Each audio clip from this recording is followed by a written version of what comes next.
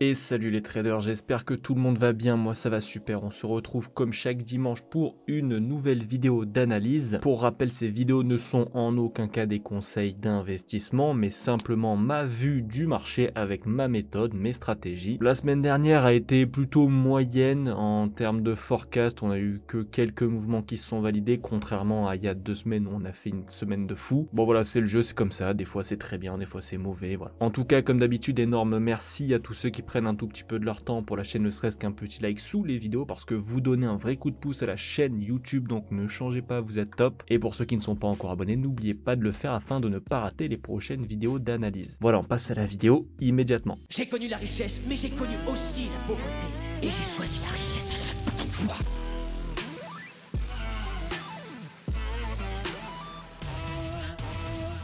Alors on va commencer avec HotCAD. Comme d'habitude, la semaine dernière, je vous avais dit que pour ma part, j'attendais un dernier plus bas pour HotCAD parce qu'on avait toujours du momentum pour, voilà, pour la tendance baissière, donc je le voyais bien continuer sa chute.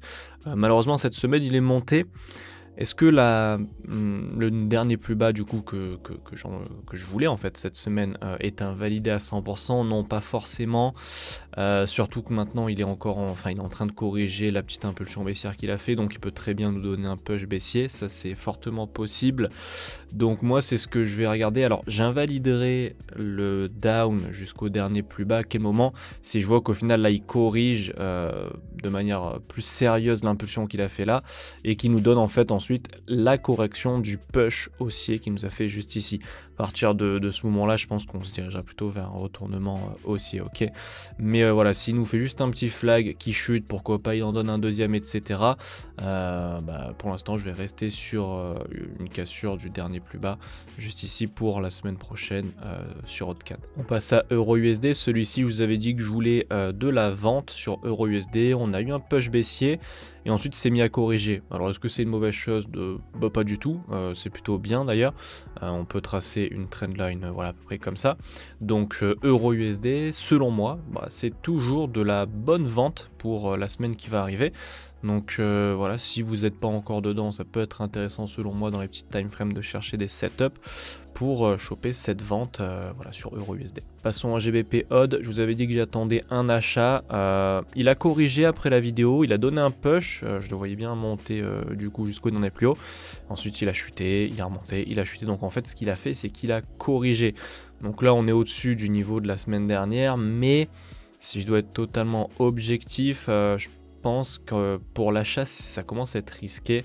Vous voyez, c'est-à-dire que là il est vraiment en train de corriger son impulsion baissière, donc j'aurais tendance à vous dire de mettre en pause GBP Odd suivant ce qu'il nous donne. C'est-à-dire qu'en gros, si là maintenant il nous a fait une impulsion haussière, si là maintenant il corrige comme ça, allez, on reste sur l'achat de la semaine dernière. Mais si on le voit être timide, descendre, faire des trucs comme ça, ou peut-être revenir voilà, encore un peu plus bas, pas dingue, ok.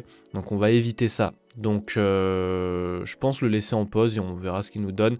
À l'inverse, si on voit qu'il nous donne une impulsion baissière suivie de sa correction en interne, en petit time frame, bon voilà, pourquoi pas aller chercher une vente jusqu'au dernier plus bas. Ça peut être très intéressant aussi. Maintenant voilà, c'est pas en accord avec ce que je voulais à la base, c'est pour ça que je suis mitigé sur GBP Odd. À en garder un, on va dire avec la structure actuelle, je préfère celui-ci parce que pour l'achat, moi je m'attendais à ce qu'il vienne péter le plus haut et puis c'est tout. Là, il a quand même vachement corrigé, donc au point de vue de la structure, ce scénario est plus probable. Donc en vrai, je vais vous dire que s'il nous donne cette structure-là, je tente la vente. S'il la donne pas, je vais le laisser de côté, d'accord. Même l'achat, je pense le laisser de côté. Puis dans tous les cas, on a fait quand même la moitié jusqu'au plus haut, donc il reste plus grand-chose. On passe à GBP USD. Celui-ci, je vous avais dit que je voulais de la vente. Donc il a chuté, il a remonté, il a rechuté. Donc en fait, on est à peu près au même prix que la semaine dernière. Un petit peu comme EURUSD, il corrige. Par contre, GBP USD, lui, je le vois bien venir casser son dernier plus haut juste ici avant le retournement baissier. Donc voilà, faire attention à ça pour valider un régular. S'il vient à casser ce plus haut, il faudrait qu'il ne vienne pas casser celui-là ensuite, ok, pour aller chercher ce plus bas, d'accord.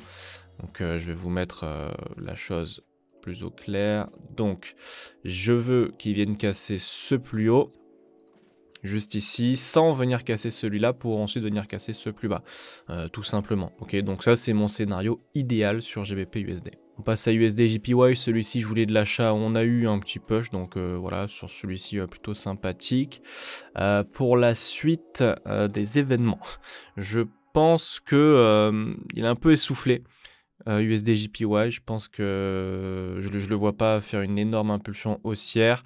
On est sur une tendance voilà, qui commence à perdre un petit peu de momentum, donc je le vois quand même peut-être faire un dernier plus haut, mais ensuite attention, je pense qu'il corrigera ou carrément il se retournera parce que ce mouvement peut être la correction de cette impulsion, et donc ensuite on peut avoir un down jusqu'au dernier plus bas juste ici, d'accord, mais je le vois quand même faire un dernier plus haut cette semaine, enfin la semaine qui va arriver, donc à surveiller des petits setups d'achat selon moi en 15 minutes, 5 minutes, ça peut être intéressant sur USD JPY. USD 4, celui-ci j'attendais une correction pour ensuite aller chercher le plus bas, hein, parce que nous on veut le plus bas, on a déjà anticipé la chute déjà depuis la cassure de ce plus haut, hein, ça faisait un moment, elle était bien partie, maintenant là il était pas loin et puis il commence à se retourner assez sérieusement, donc voilà, c'est pas top, c'est un peu dommage.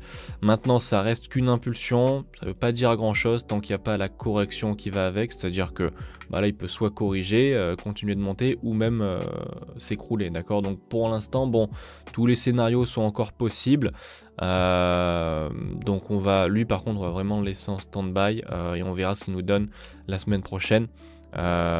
S'il corrige ici, faudra faire attention, peut-être un up pour une autre structure un petit peu moins propre et moins et plus complexe. Maintenant si il chute et qu'il corrige un petit peu comme pour GBP Odd, mais celui-ci on va vraiment le laisser en stand-by, enfin moi je vais vraiment le laisser en stand-by, on se dirigera plutôt vers de la vente, donc à surveiller USD CAD, on fera le point la semaine prochaine tranquillement. Passons à USD CHF, donc celui-ci on voulait un achat, on a eu un push, puis ensuite il est revenu à peu près au même niveau que la semaine dernière, donc il n'a pas trop bougé. Par contre là, il commence à flaguer pour un down juste ici, donc il se peut qu'ils viennent casser ce plus bas, voilà. USD CHF, il y a moyen qu'ils viennent casser le plus bas, donc on va faire attention à ça. Sinon, je le vois pas exploser tout de suite. Je pense qu'il va y avoir un petit drop quoi qu'il en soit, j'aime pas trop dire ça, mais je pense quand même que ça c'est assez correctif. Ici en 30 minutes on est sur une correction assez propre, sur un expanding, donc je pense qu'on va avoir un down. Maintenant est-ce que le down va venir casser le plus bas, je sais pas du tout, ou est-ce que c'est juste un petit down avant le up qu'on voulait la semaine dernière, je sais pas non plus, je vois pas exactement dans l'avenir. Pour l'instant c'est correctif, donc je vous dirais de faire attention quand même à un petit down sur USD CHF pour les prochains jours. Passons à EURGBP, celui-ci je vous avais dit que voilà, on attendait la cassure du plus haut, qu'il y était presque, il a chuté puis il a remonté, puis là il nous refait une petite chute, donc bon, EURGBP un peu chiant franchement, à quelques pips là on est à rien de l'objectif. Lui aussi on l'a anticipé depuis quand même un petit moment dans cette zone là, l'achat, donc bon ça fait plaisir, mais voilà, il faudrait qu'il vienne quand même casser ce plus haut. Moi, je vais rester sur le scénario que je vous donne depuis quelques semaines, hein, c'est la cassure du plus haut, tant que ce plus bas là n'est pas cassé. Donc tant que ce plus bas il n'est pas cassé, si j'ai un setup d'achat, je le tente. Alors là, c'est pas une structure très propre, hein. On a eu un bon push, on y croyait, puis il a chuté, puis là il remonte, puis là il rechute. Ils peuvent peut-être venir casser le plus bas pour faire une plus grosse correction avant le up. Enfin bref, tant qu'il ne casse pas ce plus bas, moi vous savez que je cherche la cassure de ce plus haut, tout simplement sur EURGBP. Allez, on passe au gold. Celui-ci, je vous l'avais mis en stand-by parce que selon moi, il y avait vraiment 50-50 entre un achat ou une vente. Il a corrigé. J'aime pas dire ça parce que du coup je l'ai pas fait, mais j'ai failli vous faire un post sur YouTube, mais ça aurait fait un petit peu signaux et j'ai pas envie, enfin un signal de trading, j'avais pas trop envie. Mais à ce moment-là, je me suis dit quand même il y a des chances qu'il chute. Bon, il a fait un push, puis il a recorrigé, il a refait un push, donc en fait il a un peu traîné vers le bas. Donc à partir de maintenant je pense qu'on peut se diriger vers une vente sur le gold, parce que si ça du coup c'est la correction de cette impulsion, on a des chances d'avoir une prochaine impulsion baissière, donc faites attention à ça. Pour les jours à venir on va le laisser en vente. On passe aux crypto-monnaies. Donc les crypto-monnaies, je vous avais dit que fallait attendre un petit peu maintenant. Voilà, on venait de casser le plus haut, même plutôt daily sur Ethereum par exemple. Donc pour savoir où on allait, où on va plutôt, il nous faut une nouvelle structure, une correction, une impulsion. Et là pour le coup on a une impulsion baissière et en plus il corrige. Donc là, ceux qui le voyaient aller to the moon tout de suite, point de vue de mon analyse technique à moi, ce sera pas tout de suite je pense, parce qu'on a eu une impulsion baissière et là il commence à corriger. Alors pour l'instant c'est une toute petite correction, donc rien d'alarmant, il peut nous faire juste un down et ensuite il me met un push dans la tête, c'est probable aussi, d'accord. Mais là il corrige, s'il continue de corriger, qu'il fait une correction un peu plus sérieuse, il y a peu de chances qu'on ait un push to the moon, d'accord. Je pense qu'on ira encore chercher quelques plus bas, ok. Donc pour l'instant, moi sur Ethereum, je vais être vendeur pour cette semaine, étant donné qu'il nous corrige un petit peu l'impulsion baissière. Donc faites attention à ça. On passe au Bitcoin, donc c'est à peu près le même constat que sur Ethereum. Je vous avais dit d'attendre une prochaine structure. On a eu une impulsion baissière. À partir de maintenant, ça va être pareil que pour Ethereum du coup. Maintenant, lui, il n'a pas trop une correction très développée. On a juste quelques bougies, c'est pas dingue. Donc je pense que je vais le laisser de côté Bitcoin, voir s'il nous fait une correction et s'il nous donne une correction, vendre, pourquoi pas, ça pourrait être intéressant également. Solana, celui-ci je le voyais bien monter, s'il nous donnait une correction, il a suivi le reste, il a chuté. À partir de maintenant, est-ce qu'il a... Non, il n'avait pas cassé son plus haut. Lui, je pense qu'il est en train de corriger sur sa trendline, donc il est peut-être un petit peu plus dangereux. Je pense que le Solana a des chances d'aller nous faire une petite impulsion baissière en 2-2 la semaine prochaine, donc faites attention à de la vente également sur le Solana. On passe au DOT, celui-ci je voulais cassure de plus bas, puis ensuite un retournement haussier. Il n'a pas cassé le plus bas ici, il y était presque, ensuite il est monté, cassé son plus haut, puis il est redescendu, et un petit peu comme Solana, mais avec on va dire de l'avance. Lui pareil, il a cassé sa trend et là il corrige, donc à mon sens il va falloir faire attention à ce plus bas. Il y a des chances qu'on vienne le chercher, étant donné que là on corrige après une impulsion baissière, après une cassure de trendline, après une perte de momentum ici, après une impulsion baissière du coup et sa correction là.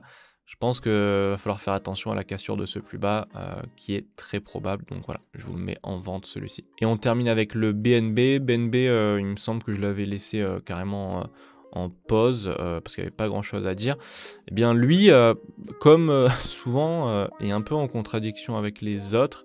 Celui-ci, je le vois bien casser son plus haut. Pourquoi? Parce qu'ici, on peut avoir une correction, un petit expanding, et lui nous donne impulsion haussière et flag. Donc voilà, le flag, donc la correction de l'impulsion haussière. Donc pour moi, il peut y avoir des chances au point de vue de l'analyse technique qui monte, casser son plus haut. Donc je vais rester sur ça, sur ma méthode. Je vais pas prendre en compte, je vais pas me laisser biaiser par la vente des autres. Voilà, je vais rester propre à mon plan. Lui, il est en train de corriger. Il est en même temps dans un expanding, donc une correction pour aussi un achat.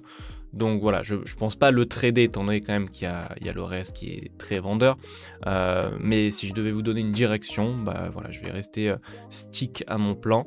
Et du coup, pour moi, ce sera un achat sur le BNB pour les jours à venir. Voilà. C'est la fin de cette vidéo. J'espère vraiment qu'elle vous aura plu. Si c'est le cas, n'oubliez pas de lâcher un petit like et de vous abonner pour ne pas rater les prochaines. On se dit à la semaine prochaine pour une nouvelle vidéo courte vie mais légendaire comme d'habitude. Ciao.